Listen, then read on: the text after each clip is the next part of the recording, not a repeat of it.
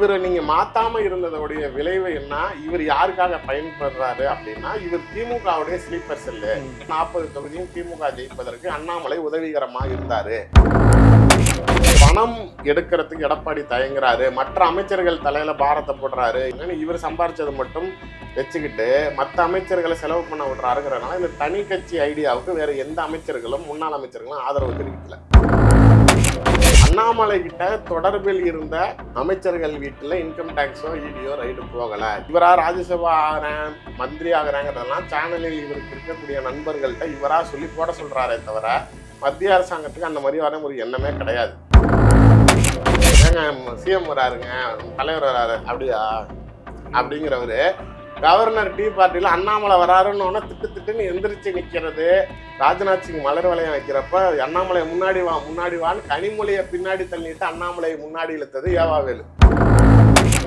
இது மக்கள் கிட்ட உண்மையிலேயே அவரையும் அவருடைய நாற்காலியும் அந்த கட்சிக்குமே ஒரு கேள்வி கொடுத்தா, ஏன்டா இப்படி கோமாளித்தனம் பண்றீங்க? இப்ப கட்சியிலேயே அதிமுகலே பல பேர் புலம்பிக்கிட்டு இருக்காங்க, இவர் இந்த ஆள் என்னதான் பண்றாரு தெரியலையே.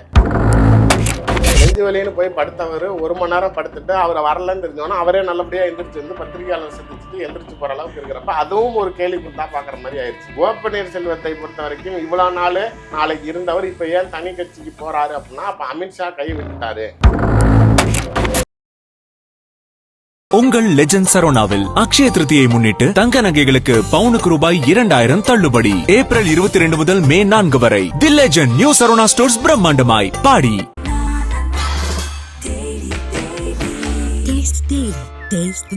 நாமக்கல்ல திருச்செங்கோடு மெயின் ரோட் எர்ணாபுரத்துல இருக்கிற ஸ்பைரோ பிரைம் பப்ளிக் ஸ்கூல்ல +2 போர்டு எக்ஸாம்ஸோட சேர்த்து நீட் அண்ட் ஜேஇ கோச்சிங்கும் கொடுத்துட்டு இருக்காங்க. உலக தமிழர்களுக்கு வணக்கம். இது கிங் டிவி. இன்றைக்கு நம்மோடு சிறப்பு நேர்காணலில் இணைந்திருப்பவர் திரு திருச்சி சூர்யா அவர்கள். சார் வணக்கம் சார். நாளெல்லாம் சமூக ஊடகங்கள்ல பிஜேபி பற்றி பேச வைத்து கொண்டே இருந்தவர் திரு அண்ணாமலை அவர்கள். இன்றைக்கு அவர் வெளியேறி இருக்கிறார். திரு நயினார் அவர்கள் பதவி வந்திருக்கிறார். முதற்கட்டமா அவர் வெளியேறியது இவர் பதவிக்கு வந்தது. இதை நீங்க எப்படி பாக்குறீங்க? இல்லைங்க, அது ஆக்சுவலா என்னுடைய நிலை தான் தேசிய பாஜகவுடைய நிலையா இருக்குது. என்ன அப்படின்னா, ஆரம்பத்தில் எப்படி நான் ஒரு ஐபிஎஸ் ஆஃபீஸரு, ஒரு யங்ஸ்டரு, ஒரு அரசியலுக்குள்ளார இளைஞர்களை ஈர்த்து ஒரு அரசியல் புரட்சி செய்ய வந்திருக்கிறாரு அப்படின்னு நான் நம்பி நான் போனேனோ, அதே மாதிரி தேசிய பாஜகவும் அவரை நம்பி அவருக்கு ஒரு மாநில தலைவர் அங்கீகாரம் கொடுத்து வச்சிருந்தாங்க. பிற்காலத்தில் தான் அவரு நாளைக்கு நெருங்கின பிறகுதான் அந்த ஊழலை ஒழிப்பேன்னு சொல்லி ஒரு வேடம் போட்டுட்டு நாளைக்கு ஊழல் செய்யக்கூடிய நபர்களிடம் இருந்து அதை கட்டிங் வாங்குறது. சிவாஜி படம் மாதிரி இப்போ கருப்பு பணத்தில் ஒன்றும் பாதி எனக்கு கூட இல்லை, மீதி இன்கம் டேக்ஸ் கொடுங்கிற மாதிரி இவர் இன்கம் டேக்ஸை வைத்து மிரட்டி தனிநபர் சொத்து சேர்த்துக்கிட்டு இருந்தாரு. ஸோ அதுலேயும் சரியான ஒரு நபராக இல்லை. அவரோட கொள்கைவாதத்தின் அடிப்படையில் அவர் சரியா இல்லை. அதற்கு அப்பாற்பட்டுமே நம்பி இருப்பவர்களுக்கு ஒரு நம்பகத்தன்மையான ஒரு தலைவராகவோ தன்னுடைய சுயலாபத்தை மட்டுமே முன்னிறுத்தி இப்போ என் பர்சனலான பார்வையில் இப்போ நான் தமிழிசை அவர்கள் இவரை விமர்சனம் செய்கிறப்ப சரி இது கட்சிக்குள்ளார இருக்கிற சீனியருங்க பிரச்சனை, நமக்கு என்னென்னு அமைதியாக இருக்கிறப்ப இல்லை இதை நீங்கள் தான் கையாளுற சரியான ஆள், நீங்கள் இறங்கி பண்ணுங்க பேசுங்க நம்மளை சொல்லிட்டு சண்டையும் பிள்ளையும் கிள்ளி விட்டு தொட்டிலையும் ஆட்டுற மாதிரி நம்மளையும் வம்பிழுத்து விட்டு அந்த அம்மா போய் டெல்லியில் போய் நாளைக்கு அதிகார ரீதியாக நம்மளை பதவி விட்டு எடுக்கிறப்ப கூட கை கட்டி வேடிக்கை பார்த்தப்ப தான் இவருடைய உண்மையான சுயரூபம் நமக்கு வெளியில வந்ததுக்கு அப்புறம் தான் நிறைய பேர் என்னங்க நீங்க தாங்க அவரை நல்லவர் நினைச்சுக்கிட்டு இருந்தீங்க, அவர் என்னென்ன பண்ணார் தெரியுமா அப்படிங்கிறப்ப எனக்கு அப்பதான் இவருடைய சாயம் வெளுக்க ஆரம்பிச்சு, நாளைக்கு என் கைகள்ல கரைகள் இல்லை, நான் கரம்படியாத கைங்கிறதுனாலதான் நான் அவரை தைரியமா குற்றம் சாட்டினேன், அவர் பண்ண தவறுகளை சொன்னேன். இப்ப அவர் கிட்ட இருந்து நான் வெளியில அவரை எப்படி நான் எதிர்த்தேன் அவருடைய உண்மை நிறம் தெரிந்த பிறகுங்கிற மாதிரி இப்ப தேசிய பாஜகவுக்கும் அவருடைய உண்மை நிறம் தெரிந்த பிறகு அவரை அங்கிருந்து மாத்திருக்கிறாங்க அப்படிங்கிறதான் பார்க்க வேண்டியதா இருக்குது. இது எடப்பாடி பழனிசாமி அமித்ஷாவை சந்தித்தப்ப அண்ணாமலையை மாத்தணும்னு கோரிக்கை வைத்தாரு. அது கோரிக்கையா அழுத்தமான?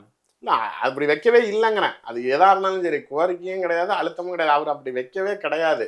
இல்ல ஒரு சாதனையாளராக எழுதிட்டு இருக்காங்க பாருங்க, நினைச்சதை சாதிச்சுட்டார் திரு எடப்பாடி அப்படின்னு அவங்களோட ஐடிவி வேணா பெருமைக்கு பேசிக்கலாமே தவிர எடப்பாடியே அங்க நாளைக்கு அவரை அடக்கிதானே கொண்டாந்து உட்கார வச்சிருக்கிறாங்க. இவர் எங்க இன்னொருத்தரை அடைக்கிறதுக்கு? இப்ப இவர் எடப்பாடி அவர்கள் இன்னைக்கு வெளியில சட்டசபையில காலரை தூக்கி விட்டு ஆமா நான் நாட்டு மக்களின் வளர்ச்சிக்காகவும் இங்க இருக்கக்கூடிய அரசியல் சூழ்நிலைகள் பிரச்சனைக்காகவும் உள்துறை அமைச்சரை சந்திச்சேன்னு இன்னைக்கு பெருமையாகவும் தைரியமாகவும் பேசக்கூடியவர் சட்டசபை நடக்கிற நேரத்துல நீங்க நாளைக்கு சொல்லாம கொள்ளாம டெல்லிக்கு போறீங்க, இங்க முதலமைச்சர் சட்டசபையிலே பேசுறாரு, நீங்க எதுக்கு போறீங்க, நீங்க போறீங்கன்னு தெரியும், யாரை சந்திக்க போறீங்கன்னு தெரியும், அப்படிங்கிறப்பெல்லாம் கூட அமைதி காத்தவர். அங்க டெல்லிக்கு போறப்ப கூட ஏர்போர்ட்ல கேக்குறாங்க, நீங்க எதுக்கு வந்திருக்கீங்க, நான் என்னோட கட்சி அலுவலகத்தை பார்க்க வந்திருக்கேங்கிறாரு. கட்சி அலுவலகம் திறந்து எவ்வளவு நாள் ஆச்சு, இவர் இங்க இருந்துகிட்டு வீடியோ கான்பரன்சிங்ல தான் திறந்து வச்சாரு. அப்பெல்லாம் போவாதவர் நாளைக்கு சட்டசபை நடக்கிறப்போ ஒரு எதிர்கட்சி தலைவர், நான் கேட்கறேன், சரி அப்ப டெல்லி ஏர்போர்ட்லயே தைரியமா பத்திரிகையாளர் மத்தியில மக்கள் பிரச்சனைக்காக நான் உள்துறை அமைச்சரை சந்திக்க போறேன் அப்படின்னு தைரியமா சொல்லியிருக்கேன். சொல்லல. 3 கார் மாதிரி ஏதாவது கடத்தல் கும்பல் தலைவர் மாதிரி எந்த சூழ்நிலையிலையும் எந்த வண்டியில போறாரு அப்படின்னு தெரியக்கூடாது அப்படின்னு மாறி போறாரு. அவர் போன ஒரு நியூஸ் சேனல்ல பார்த்தேன், அவர் போன கார்களுடைய விலை என்ன அப்படின்னு. அந்த பென்ட்லி காரோடைய விலை மட்டுமே 20 கோடி ரூபா. போன எல்லாம் ஹை கிளாஸ் வெஹிக்கிள். இன்னொன்னு அது என்ன அப்படின்னா, அப்பதான் நம்மள யாருன்னு தெரியக்கூடாது அப்படின்னு போனவர். இவர் சந்திச்சார் அமித்ஷாவை அப்படிங்கிற அதிகாரப்பூர்வ அறிவிப்புங்கிறது அதிமுகல இருந்தோ எடப்பாடி தரப்புல இருந்தோ வரல. அமித்ஷாவோட ஹோம் மினிஸ்ட்ரியில இருந்து தான் இவங்க சந்திச்ச போட்டோ ரிலீஸ் ஆகுறப்பதான் இவங்க வாய மூடி ஆமா இதுக்கு மேல நம்ம மறைக்க முடியாதுங்கிற ஒரு ஸ்டாண்டே எடுக்கிறாங்க. ஏன் அந்த ஒளிவு மறைவு? நீங்க தான் தைரியமான ஆளாச்சே, ஓப்பனா பேச வேண்டியதானே. எடப்பாடியை சந்தித்தப்ப அவங்க உரையாடிக்கிட்டத. பட் ஆனா அதையும் சொல்றாங்க, அமித்ஷா வந்து எடப்பாடியை சந்திச்சப்ப 2 பேருக்குள்ளாருமே ஒரு கான்ட்ரவர்ஷியல் கான்வர்சேஷன் கிடையாது. ஒரு காரசாரமான விவாதமோ இல்ல ஒரு மிரட்டல் துணியோ அப்படிலாம் இல்லை. 2 பேருக்கு மேலேயே ஒரு நல்ல ஒரு சமரசமான பேச்சுவார்த்தை இருந்து அன்னைக்கு வந்து அவர் வீட்லயே சாப்பிட்டுருக்காங்க, அமித்ஷா வீட்டுல. அப்பதான் இவர் சொல்லியிருக்காரு, நீங்க என் வீட்டுக்கு சாப்பிட வரணும்னு சொல்லியிருக்காரு. குறுக்கீடுக்கு மன்னிக்கணும்னா அவர் அழைப்பின் பேரில் இவர் போனாரா, இவர் விருப்பப்பட்டு? இல்ல அமித்ஷா இவரை கால்ஃபார் பண்றாரு. என்ன அப்படின்னா, எஸ்பி வேலுமணி, தங்கமணி இவர்கள் இருவரையுமே வந்து நீண்ட நாள் ஆச்சு பிஜேபி கட்டுப்பாட்டுல எடுத்து. இப்ப இவர்கள் மூலமா அதிமுகவுக்கு கொடுக்கப்பட்ட குடைச்சல், அதற்கு அப்பாற்பட்டு எடப்பாடிக்கு ஒரு பெரிய தலைவலியா வந்து தலைவலி என்ன அப்படின்னா, உயர்நீதிமன்றத்தில் இருந்த இவங்களுடைய வழக்கு கட்சி சின்ன பிரச்சனை வந்து தேர்தல் ஆணையத்துக்கு போயிடுச்சு அப்படின்னப்ப, நீதிமன்றத்துல இருந்தப்ப எடப்பாடிக்கு ஒரு நம்பிக்கை இருந்துச்சு. ஒன்ஸ் தேர்தல் ஆணையத்துக்கு போன பிறகு அது பிஜேபியோட பி டீமாக செயல்படக்கூடிய காரணத்தினால நம்மளுக்கு இனிமேட்டு இவங்க என்ன முடிவு எடுக்கிறாங்களோ அதுதான் கதி. தனி கட்சி ஆரம்பிக்கலாமா, சின்னம் முடக்கப்பட்டால் அந்த சூழ்நிலையில் சுயேட்சை சின்னம் வாங்கலாமா அப்படின்னு நாளைக்கு அவர் யோசிக்கிறப்ப பணம் எடுக்கிறதுக்கு எடப்பாடி தயங்குறாரு. மற்ற அமைச்சர்கள் தலையில பாரத்தை போடுறாரு. எல்லாத்தையும் விட்டமினை நீங்க செலவு பண்ணுங்கன்னு இவர் சம்பாரிச்சதை மட்டும் வச்சுக்கிட்டு மற்ற அமைச்சர்களை செலவு பண்ண விடுறாருங்கிறதுனால இந்த தனி கட்சி ஐடியாவுக்கு வேற எந்த அமைச்சர்களும் முன்னாள் அமைச்சர்களும் ஆதரவு தெரிவிக்கல. இப்ப இந்த கட்டத்துல இவர் என்ன செய்யறதுன்னு தெரியாம இருக்கிற சிச்சுவேஷன்ல மறைமுகமாக இவருடைய மகன் மித்துன் ஒரு முக்கியமான பிரச்சனையில இடியில் வளையத்துக்குள்ளார மாற்றாரு. பட் அது வெளியில எக்ஸ்போஸ் ஆகலையே தவிர பட் கம்ப்ளீட் அந்த ரேடாரு அந்த ஹவாலா நெட்வொர்க்கு எல்லாமே வந்து மாட்டிக்கிட்டாங்க. இப்ப இவர் லாக் ஆகிறதுனால வேற வழியே இல்லாமல் இவர் எடப்பாடி வந்து அமித்ஷாவை சந்திக்கிறதுக்கு ஒத்துக்கிறாரு. இப்ப எஸ்பி வேலுமணியோடைய மகனுடைய திருமணத்தை எடப்பாடி பழனிசாமி தவிர்க்கிறாரு.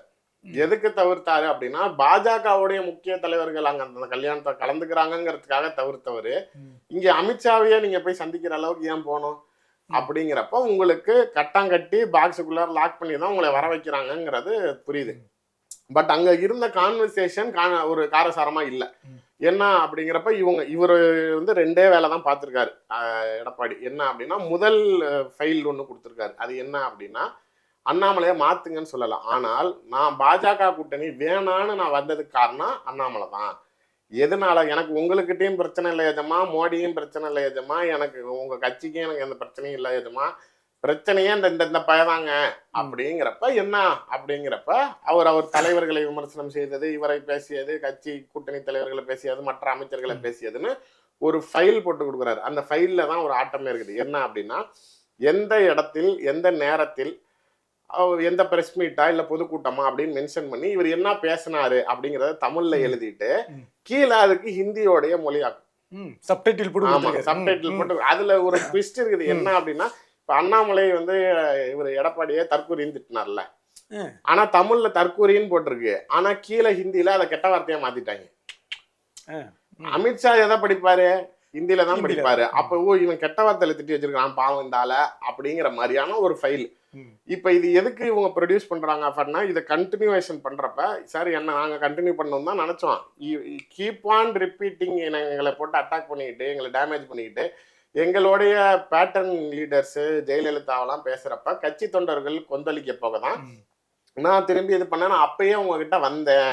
நான் இந்த தகவலை கொண்டுட்டு வந்தப்ப நீங்க அண்ணாமலையை மாத்துங்கிறதெல்லாம் பேசாதீங்க, நீங்க வேற ஏதாவது பேசுங்க அப்படின்னு நீங்க தவிர்த்துட்டீங்க. அதான் என்னால கட்சி தொண்டர்களை பேலன்ஸ் பண்ண முடியல. இவரை நீங்க மாத்தாம இருந்ததோடைய விளைவு என்ன? இவர் யாருக்காக பயன்படுறாரு அப்படின்னா, இவர் திமுகவுடைய ஸ்லீப்பர் செல்லு. இவர்னால இப்ப வேணும்னே இங்க இருந்துகிட்டு என்னைய திட்டி, கட்சியை திட்டி, என்னைய வேணும்னே போக வச்சு, இப்ப உங்க கூட கூட்டணி இல்லாம என்னை வெளியில வர வச்சு, நம்ம 2 பேரோட பிரிவுனால 40 தொகுதியும் திமுக ஜெயிப்பதற்கு அண்ணாமலை உதவிகரமா இருந்தாரு. அப்படிங்கிறப்ப அமித்ஷாவுடைய பார்வைகள் ரொம்ப தொனி மாற போக, அவர் அப்பதான் நீங்க இதை நம்ப மாட்டீங்கன்னு 2வது ஃபைல் கொடுக்குறாரு. என்ன அந்த 2வது ஃபைல் அப்படின்னா, திமுகவுடைய அமைச்சர்கள் யார் யாருக்கிட்ட அண்ணாமலை நெருக்கமா இருக்கிறாரு, எந்தெந்த வகையில் பயன்பட்டு இருக்கிறாரு, என்னென்ன நடந்திருக்குது, இவங்க அவங்ககிட்ட எல்லாம் கான்டாக்ட், இவங்க யாருமே இடியோ இன்கம் டாக்ஸ் ரேடார்லயே கிடையாது. ஒரு புரிதலுக்கு சொல்லணும்னா, இப்ப ஏவாவல் காலேஜுக்கு ரைடு வரப்ப பிரஸ் மீட், ஓப்பன் பிரஸ் மீட்ல சொல்றாரு, ஓ என்ன ஏன்ட்ட மட்டும் காசு இருக்கிற மாதிரி வரீங்க, இன்னொரு மந்திரி கூட தான் இருக்கிறான், போக மாட்டேங்கிறீங்க, இன்னொரு மினிஸ்டர் வீட்டுல இதுக்கு தொழிலுக்கு போறீங்க, ஆனா அமைச்சர் வீட்டுக்கு போக மாட்டேங்கிறீங்க. அவர் இன்னொரு அமைச்சர்னு காண்டில சொன்னது நேரு ஃபர்ஸ்ட். இன்னொரு டிபார்ட்மெண்ட்டுக்கு போறீங்க, டிபார்ட்மெண்ட் ரிலேட்டட் ரைடு போறீங்க, மினிஸ்ட்ரி வீட்டுக்கு போகலன்னு சொன்னது மைன்ஸுக்கு போறீங்க, அதாவது மணல் குவாரி ரைடு போறீங்க, ஆனா துரைமுருகன் வீட்டுக்கு போக மாட்டேங்கிறீங்க, என் வீட்டுக்கு ஏன்டா வந்தீங்க அப்படிங்கிற மாதிரி அண்ணாமலை கிட்ட தொடர்பில் இருந்த அமைச்சர்கள் வீட்டுல இன்கம் டாக்ஸோ இடியோ ரைடு போகல. இப்ப அண்ணாமலை ஏவாவேலவே இப்ப இந்த ரைடு சம்பவத்துக்கு அப்புறம் 2 ஃபுட்டேஜ் சொல்றேன். ஒண்ணு, நீங்க கவனிச்சிருக்கீங்களா, இந்த அறிவாலயத்துலாம் இப்படிதான் உட்காந்துருப்பாரு, கால் மேல கால் போட்டு, ஏங்க சிஎம் வராருங்க, தலைவர் வராரு அப்படியா அப்படிங்கிறவரு கவர்னர் டீ பார்ட்டில அண்ணாமலை வராருன்னு திட்டுன்னு எந்திரிச்சு நிக்கிறது. அதற்கு அப்பாற்பட்டு இப்ப டிஎன்பிஎஸ்சி சேர்மனா போட்டிருக்கிறவரு யோவாவேலுவோட பரிந்துரையில் போடப்பட்டது. அண்ணாமலை தான் டெல்லியில போய் ஆர்டர் வாங்கி கொடுத்தது. ராஜ்நாத் சிங் 100 ரூபா நாணயம், கலைஞர் நாணயம் வெளியிடுறப்ப கலைஞருடைய நினைவிடத்துல ராஜ்நாத் சிங் மலர் வளையம் வைக்கிறப்ப அண்ணாமலை முன்னாடி வான்னு கனிமொழியை பின்னாடி தள்ளிட்டு அண்ணாமலையை முன்னாடி இழுத்தது ஏவாவேலு. இந்த அளவுக்கு நோட் பண்ணிருக்கீங்களே. இது எல்லாமே பப்ளிக் ஃபுட்டேஜ் தானே. இதுல நீங்க பாருங்க, அந்த ரைடுக்கு அப்புறமேலு அவர் அண்ணாமலை கிட்ட இருந்த பாண்டிங் எப்படி கிரியேட் ஆகுது அப்படிங்கிற மாதிரி. இந்த அமைச்சர்களுடைய ரேடார் இவங்க யாருமே சிக்கல. இப்ப அண்ணாமலை நேருக்கு ரைடு வந்தது அதுதான். அந்த ஃபைல்ல அவரும் ஒரு நபர். அண்ணாமலையை அட்ஜஸ்ட் செய்து இப்ப நம்ம கிங் டிவிலேயே நம்ம சொல்லியிருந்தோம், 100 ஏக்கர் அவர் மனைவி பேர்ல வாங்கி கொடுத்தாரு. அந்த சார்ந்து அவருக்கு ரைடு போகுது. இப்ப இந்த ஃபைல் 2வது ஃபைல் போறப்ப இது ஐபி வெரிஃபிகேஷனுக்கு அனுப்புறாரு அமித்ஷா.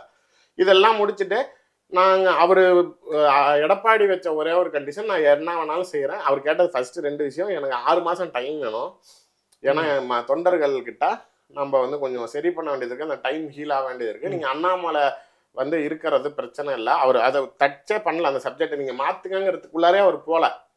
எனக்கு ஆனா டைம் இல்லை. எதுக்காக அப்படின்னா, அவர் விஜய் கிட்ட இருந்து சிக்னலுக்காக வெயிட் பண்றாரு எடப்பாடி. அந்த கால அவகாசத்தில் விஜய் கிட்ட எதுவும் பழுக்குமாங்கிறதுக்கு அந்த 6 மந்த்ஸ் டைம் வேணுங்கிறது ஒண்ணு. 2வது, நீங்க என்ன சொன்னாலும் கேட்கறேன், ஆனா இந்த ஓபிஎஸ்சி டிடிவி சசிகலா சப்ஜெக்டை விட்டுருங்கன்ட்டாரு. இதை நீங்க இன்னொரு விஷயத்திலையும் கண்டுக்கலாம். டெல்லிக்கு போறதுக்கு முன்னாடி வரைக்கும் இவருக்கு பிரச்சனைகள் தலைக்கு மேல ஏறிடுச்சு, எடப்பாடிக்கு வேட்டு வைக்க போறாங்க, செங்கோட்டை அங்க போறாரு அங்க போறாருன்னு அப்பெல்லாம் இப்படி இருந்தவர் ஓபிஎஸ் டிடிவியை பத்தி பேசவே இல்லை. ஆனால் டெல்லிக்கு போயிட்டு வந்து அடுத்த நாள் பிரஸ் மீட்ல தைரியமா நான் வெளிப்படையா சொல்றாங்க, ஓபிஎஸ்க்கு எல்லாம் வாய்ப்பே கிடையாதுங்க, என் கட்சிக்குள்ளார அவர் கிடையாதுங்கன்னாரு. அப்ப என்னன்னா, அமித்ஷாட்ட சிக்னல் கிடைச்சிருச்சு அப்படிங்கிற பார்வை தான். அதுக்கப்புறமேல அவருடைய வீட்டில் சவுத் இந்தியன் இட்லி தோசை அமித்ஷா வீட்டுல இவருங்களுக்காக சமைச்சு சாப்பிட்டுட்டு கிளம்பி வந்துட்டாங்க. அவ்வளவுதான் முடிஞ்சு. இப்ப அடுத்த சப்ஜெக்டுக்கு என்ன வராங்க, இவங்க கொடுத்த ஃபைலு அலைன்ஸை திரும்பி கண்டினியூ பண்றதுக்கு என்ன செய்யலாம். அதாவது பிரதமர் மோடி அண்ணாமலை இருக்கட்டும் விட்டுருங்க அப்படின்னு சொல்லி அமித்ஷாவும் சரி 26 வரைக்கும் அண்ணாமலையே மாநில தலைவராக இருக்கட்டும்ங்கிற முடிவுக்கு கிட்டத்தட்ட வந்துட்டாங்க. மோடி அமித்ஷா அவரிடம் சொன்னது, let that little boy be there leave in அப்படின்னாரு. அந்த லிட்டில் பாய்ங்கிற வேர்டு தான் அவர் இவர் மென்ஷன் பண்ணதா புரிதல். இப்ப இந்த ஃபைல்ஸோட ரியாலிட்டி என்னன்னு அனலைஸ் பண்ணோம் அப்படிங்கிறப்ப பிரச்சனைகள் இப்ப இவர் தான் ஹர்ட் பண்ணி இந்த பிரிவுக்கு காரணம் அண்ணாமலை தானா அப்படிங்கிறப்ப ஆமா அப்படின்னு பதில் வருது. அமைச்சர்கள்ட்ட அதிமுக அமைச்சர்கள்ட்ட தொடர்புல இருக்காரா, ஆமா அப்படிங்கிறதும் வரவுதான் மறுபடியும் ரீகன்சிடர் பண்ண ஆரம்பிக்கிறாங்க. அப்போதான் நயினார் நாகேந்திரனுக்கு அமித்ஷா ஆபீஸ்ல இருந்து ஃபோன் பண்ணி உடனே டெல்லிக்கு வாங்க அப்படின்னப்பதான், அப்ப நீங்க தான் இருந்தாகணும், நீ எனக்கு வேற எதுவும் செய்ய வேணாம், ஏடிஎம்கே அலைன்ஸை பிரச்சனை இல்லாமல் கொண்டுட்டு போகிறதுக்கு மட்டும் பார்த்துக்கங்க அப்படின்னோன்னா அவர் தலையாட்டுறப்ப தான் அடுத்த மாநிலத்தில் கிடைச்சிட்டாரு அப்படிங்கிறதுனால தான் அமித்ஷா இங்கே கிளம்பியே வராது. இவர் வந்து எடப்பாடி நான் வராமல் தள்ளி வச்சேன், நயினார் நாகேந்திரன் ஆகட்டும், அண்ணாமலை மாத்திட்டாங்கிறத கன்ஃபார்ம் ஆனாதான் அவர் ஐடிசிக்குள்ளார கால் எடுத்து வைப்பேன் அப்படின்லாம் சொன்னாருங்களெல்லாம் டேக்கா. அதெல்லாம் என்னன்னா அப்படிலாம் சொன்னா அமித்ஷா அந்த சொல்ற மாதிரி குடுமையை ஆட்டி பத்துருவா. அப்படி பல பேருக்கு தெரிய வாய்ப்பு இல்லை, டெல்லி அரசியலில் புலங்குறவங்களுக்கு தெரியும். மோடியை பொறுத்த வரைக்கும் வெளிநாடு சமாச்சாரங்கள், வெளிநாட்டு உறவுகள் இந்தியாவோட இருக்கிறத சமாளிக்கிறது தான் அவர் வேற. கிட்டத்தட்ட ஒரு எக்ஸ்டர்னல் அஃபேர்ஸ் மினிஸ்டர் தான். இங்க இன்டர்னல் கண்ட்ரி இஷ்யூஸ் எல்லாமே பார்ட்டி, அதர் அப்போசிஷன் பார்ட்டிஸ், மக்கள் இஷ்யூஸ், டெரரிசம், நக்சல்ஸ், இது எல்லாமே ஒற்றையால் முடிவு தான் அமித்ஷா. அப்படி இருக்கிற ஒரு நபரு மெனக்கெட்டு இங்கே ஐடிசியில் வந்து 2 நாள் தமிழ்நாட்டில் தங்கி இங்கே செய்ய வேண்டியதுங்கிறது வேலை கிடையாது. அவங்க பிரைமரியாக மூவ் பண்ணுறது இவங்க அலைன்ஸு நல்லபடியாக ஃபஸ்ட்டு முடியணும் அப்படிங்கிறது ஒன்று. அதாவது நீ தான் இங்கே உக்காந்துக்கிட்டு கூட்டு சேர்றியா, இல்லை இந்த சேருக்கு வேற ஆளை மாற்றிட்டு கூட்டு சேரணுமாங்கிற இடத்துல அவர் இருக்கிறார். அப்போ இவர் நான் இங்கே நானே இருந்துக்கிறாங்க, நான் சேர்ந்துக்கிறாங்க அப்படிங்கிறப்ப அதை அன்னைக்கே முடிச்சாகணும். அவர் அந்த 6 மாதம் அவகாசம், இது ஆக்சுவலாக எடப்பாடிக்கு லாக். அவர் எப்படி இப்படி உட்காந்துருந்தாருன்னு பாவமாக பார்த்தீங்கல்ல. அதுலேயே என்ன அப்படின்னா 6 மாதம் சரி நம்ம ஒரு புரிதலுக்கே சொல்லுவோம், அரசியலில் இதெல்லாம் சகஜம்ப்பா, போன தடவை இல்லைன்னா இப்போ சேர்ந்துக்கிட்டேன் அதனால இப்போ என்ன அப்படின்னு கவுண்டர் பண்ணி காமெடி மாதிரி அவர் நினைக்கிறாரு. ஆனால் இது வரைக்கும் வரலாற்றில் எந்த அரசியல் கட்சி தலைவரும் குறிப்பிட்டு ஒரு வருஷத்தை சொல்லியோ இந்த ஆண்டில் இந்த கட்சியுடன் கூட்டணி கிடையாது அப்படின்னு சொல்லி அதை உடைச்சது கிடையாது. ஏட்டா நேற்று இதனடா சொன்னேன் இன்னைக்கு மாறிட்டாங்கிற மாதிரி இருக்கிறது. இது உண்மையிலேயே நாளைக்கு சாதாரணமாகவே நாங்கெல்லாம் போய் பேசுறப்ப எல்லா இடத்துலையும் சொல்லுவாங்க, நீங்க அரசியல்வாதி இன்னைக்கு சொல்லுவீங்க நாளைக்கு காப்பாற்றுவீங்களா அப்படிங்குவாங்க. இப்போ இவனை மாதிரி ஆட்களை வச்சுக்கிட்டு நாங்கள் அரசியல்வாதின்னு வெளியில சொல்றதுக்கே வெக்கமா இருக்குதுங்கிற மாதிரி இவருடைய பேச்சு இப்படி நடத்தை எஸ்டிபிஐ கட்சியை கூட வச்சுக்கிட்டு எஸ்டிபிஐ மாநாட்டில் ஏறி, அதாவது அண்ணாமலை ஆச்சு ஊழல் குற்றவாளி ஜெயலலிதான்னு சொன்னார். அதாவது அவர் சொன்ன சப்ஜெக்ட் என்ன அப்படின்னா கரப்ஷன் தமிழ்நாட்டில் சகஜமாயிருச்சு, ஊழலுங்கிற ஒரு விஷயம் மக்கள் ஏற்றுக்கிறாங்க, அன்னைக்கு அது தவறுங்கிறத உணர மாட்டேங்கிறாங்க, முதலமைச்சர்களை ஊழல் குற்றச்சாட்டுல பதவி விலகினது தமிழ்நாட்டுல தான் அப்படிங்கிறாரு. நடந்தாரு. ஆனால் எடப்பாடி எஸ்டிபிஐ கூட்டணி மீட்டிங்ல மாநாடுல ஏறி சிஐஏக்கு ஆதரவு கொடுத்தது கூட்டணி தர்மத்திற்காக, எனக்கு விருப்பம் இல்லை, ஆர்டிகல் 370 ரிமூவலுக்கு ஆதரவு கொடுத்தது கூட்டணி தர்மத்துக்காக, நாளைக்கு பாஜகனாலதான் அதிமுக தோத்துச்சு, எங்களுக்கு சிறுபான்மையினர் வாக்கு போச்சு, பாஜகனால சிறுபான்மையினர்கள் எங்களுக்கு எதிரி ஆயிட்டாங்க, அது இந்துத்துவா கட்சின்னு நீங்க கட்சியோடைய சித்தாந்தம் கொள்கைகளை பேசி எந்த சூழ்நிலையிலையும் நாங்க உள்ளாவை போட்டுக்கிட்டு நான் வந்து சிறுபான்மை மக்களின் ஆதரவாளர், அவருடைய ஆதரவு தலைவர்னு பேசினவர். இப்ப நாளைக்கு திமுக 2024 பாராளுமன்ற தேர்தலில் இவங்க 2 பேரும் பொய்யா சண்டை போட்டுக்கிறாங்க, இவங்க கள்ளக்காதல் பண்ணிக்கிட்டு இருக்காங்க, இவங்க நாளைக்கு திரும்பி ஒன்று சேர்ந்துக்குவாங்க திருமாவளவன்ல இருந்து எல்லாரும் சொன்னது இன்னைக்கு நாளைக்கு ஊர்ஜிதம் ஆகிடுச்சு இல்ல. அப்ப இல்லவே இல்லைன்னு எடப்பாடி மண்ணுல புரண்டு அடிச்சு கூட சத்தியம் பண்றாங்க இல்ல அப்படின்னு சொன்னவர் இன்னைக்கு மாறிடுச்சுங்கிறப்ப இது மக்கள் கிட்ட உண்மையிலேயே அவரையும் அவருடைய நாற்காலியும் அந்த கட்சிக்குமே ஒரு கேலி குத்தா, ஏன்டா இப்படி கோமாளித்தனம் பண்றீங்க, இப்ப கட்சியிலேயே அதிமுகலே பல பேர் புலம்பிக்கிட்டு இருக்காங்க, இவர் இந்த ஆள் என்னதான் பண்றாருன்னு புரியலையே அப்படிங்கிற மாதிரி. இப்ப இவருடைய ஒரே ஒரு சக்சஸ் ஃபேக்டர் என்ன அப்படின்னா குருமூர்த்தியை வந்து அண்ணாமலை அமித்ஷா வருகைக்கு முன்னாடி வீட்டுல சந்திக்க போறாரு 1 மணி நேரம். அது என்ன அப்படின்னா முக்கியமான விஷயம், அண்ணாமலை நேரடியாவே அமித்ஷா கிட்ட பேசுற அளவுக்கு இருந்தவர் ஏன்டா இந்த அளவுக்கு இறங்கினாருன்னா இந்த ஃபைல்ஸோட வேலைகள் நீ இவ்வளவு வேலை பார்த்தியாங்கிறத அதுக்கப்புறம் கம்ப்ளீட்டா அண்ணாமலையோடைய பேரு டோட்டல் டேமேஜ், அவருக்கு ஃபுல் அக்சஸ் கிடையாது. குருமூர்த்தியை அனுசரிச்சு குருமூர்த்தி காலில் போய் விழுந்து நான் இந்த வெங்காய பதவியில இருக்கணும்னு அவசியம் இல்லை அப்படின்னு பத்திரிகையாளர் சந்திப்புல வெளிப்படையா பேசினவர் இன்னைக்கு குருமூர்த்தி வீட்டுக்கு ஏன்டா போற அப்படின்னு கேட்டா டிடிவி தினகரனையும் ஓபிஎஸ்சியும் எடப்பாடி வந்துட்டாருன்னு கைவிட்டுறக்கூடாது, அவங்கள அமித்ஷாவை சந்திக்க வைக்கணும்னு இருவரும் சென்னையில இருந்துட்டு எப்படா அமித்ஷா கூப்பிடுவாருன்னு காத்திருந்தாங்க. அதுல ஒருத்தர் இன்னொரு அரசியல் ஸ்டண்ட் வேற அடிக்கிறாரு, நெஞ்சு வலின்னு ஆஸ்பத்திரியில போய் படுத்தா உள்துறை அமைச்சருக்கு தகவல் போகும், நம்மளை பார்க்க ஆஸ்பத்திரிக்கு வந்தாருன்னா நீ ஏன்டா எடப்பாடி கூட்டத்துக்கு வரல, எனக்கு நெஞ்சு வலிங்க, அப்புறம் அதான் அவர் என்ன வந்து பார்த்துட்டு போயிட்டாருன்னு ஒரு இமேஜ் கிரியேட் பண்ணலாம்னு நினைச்சாங்க. ஆனால் நெஞ்சு வலின்னு போய் படுத்தவர் 1 மணி நேரம் படுத்துட்டு அவரை வரலன்னு தெரிஞ்சோன்னா அவரே நல்லபடியா எந்திரிச்சு வந்து பத்திரிகையாளர் சந்திச்சுட்டு எந்திரிச்சு போற அளவுக்கு இருக்கிறப்ப அதுவும் ஒரு கேலி குத்தா பாக்குற மாதிரி ஆயிடுச்சு. ஓ பன்னீர்செல்வத்தை பொறுத்த வரைக்கும் இவ்வளவு நாள் நாளைக்கு இருந்தவர் இப்ப ஏன் தனி கட்சிக்கு போறாரு அப்படின்னா அப்ப அமித்ஷா கை விட்டுட்டாரு அப்படிங்கிறது தான். இப்ப எடப்பாடி குருமூர்த்தி கிட்ட சொன்ன வார்த்தையை 18% வாக்கு வங்கி வாங்குறதுக்கு எடப்பாடி இல்லைனாலும் நாங்கள் உங்க கூட இருக்கோம்னு நம்மளுக்கு 24 கை கொடுத்தவங்கள இவருக்காக நம்ம கை கழுவக்கூடாது.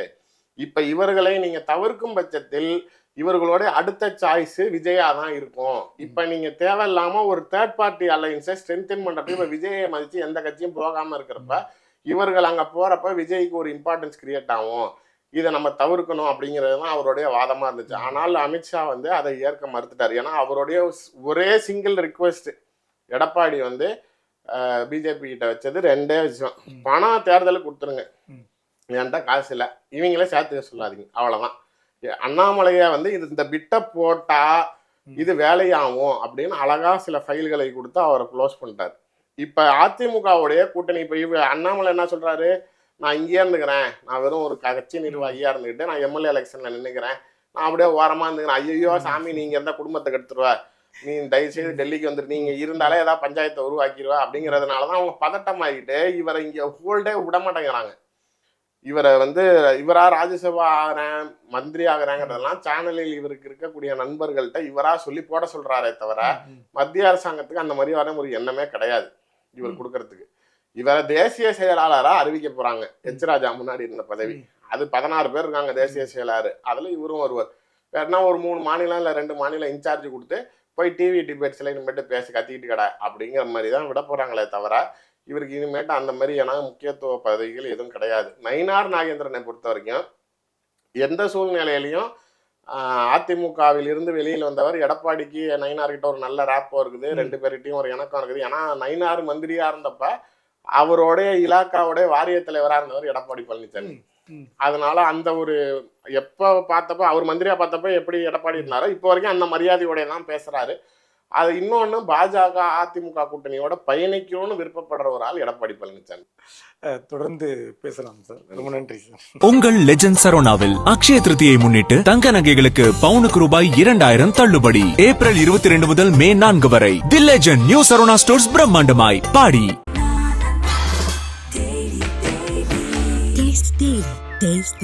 நாமக்கல்ல திருச்செங்கோடு மெயின் ரோட் எர்ணாபுரத்துல இருக்கிற ஸ்பைரோ பிரைம் பப்ளிக் ஸ்கூல்ல +2 போர்டு எக்ஸாம்ஸோட சேர்த்து நீட் அண்ட் JEE கோச்சிங்கும் கொடுத்துட்டு இருக்காங்க.